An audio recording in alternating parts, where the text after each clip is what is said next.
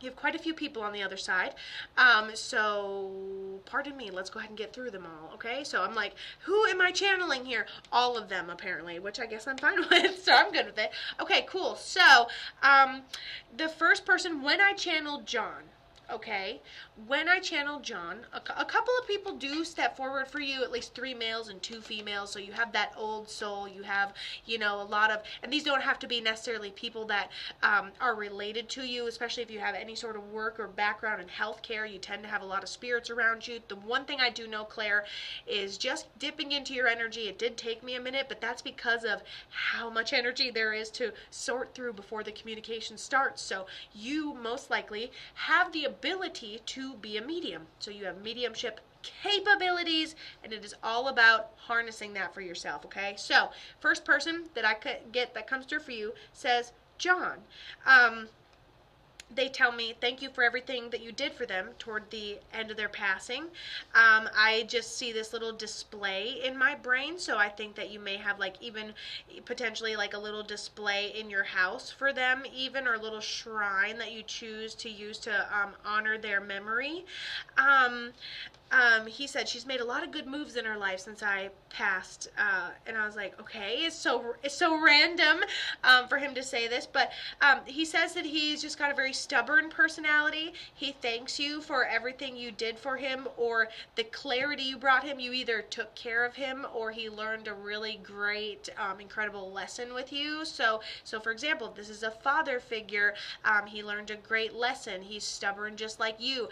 If this is somebody that you took care of. So honestly, it feels like a medical decline because it feels gradual, feels like it has steps and knowing in it. Seems like maybe you took care of them on whatever journey that there was here as far as like their decline or whatever it is that they struggled with, Miss Claire. And this person still shows me a box. I don't know if you've like moved recently or where you're going, or maybe you still have a bunch of like their stuff, but like I draw a box and I can feel like the cardboard handle and everything to pick up this box. Is so weird. Okay. And so Claire said my uncle, he had dementia and possibly Agent Orange. Oh, and he took his life. Oh my goodness. Isn't somebody remind me? Agent Orange's, I get it, is totally, I believe it's military, correct me if I'm wrong, and we had dementia and Agent Orange, and I kind of want to look it up. ChatGPT, where you be at? Boo-ba-doo. Ah, shit, that's not where I'm going. ChatGPT. Don't make me log in again.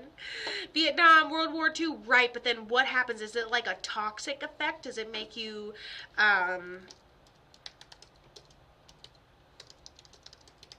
explain Agent Orange briefly. Agent Orange, powerful herbicide used in the U.S.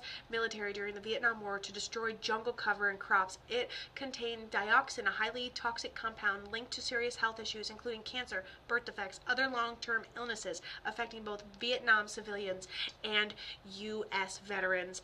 That is wild. And you know what, if I'm talking to someone else but you're hearing me talk directly to you, then it's a message to you too. We can all benefit from each other's readings. Spirit's not here to waste your time at all. So it's a really beautiful concept, actually. Okay, so wow. And then so he talks about this decline, talks about a gradual medical decline.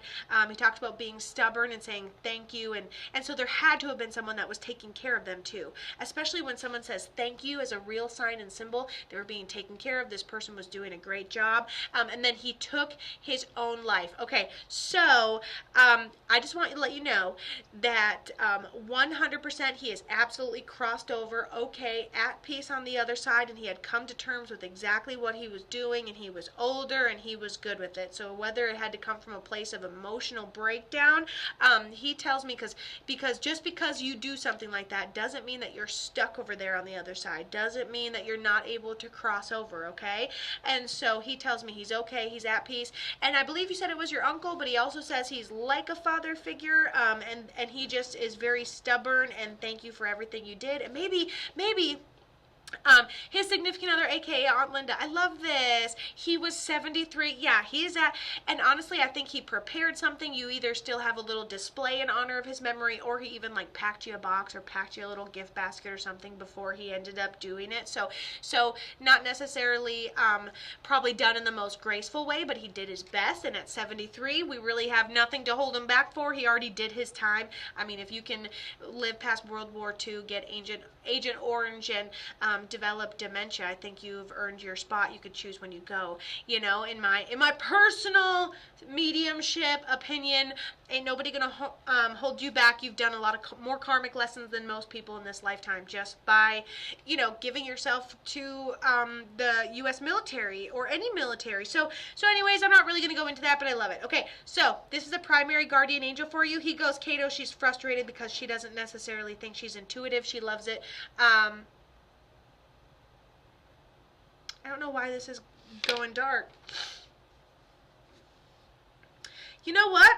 I bet it's glitching because people are monitoring it to make sure of what I'm saying. But you know what? I'm not saying anything bad. I'm not following rules. I'm not doing anything I shouldn't be doing. So y'all freaking chill out, damn it.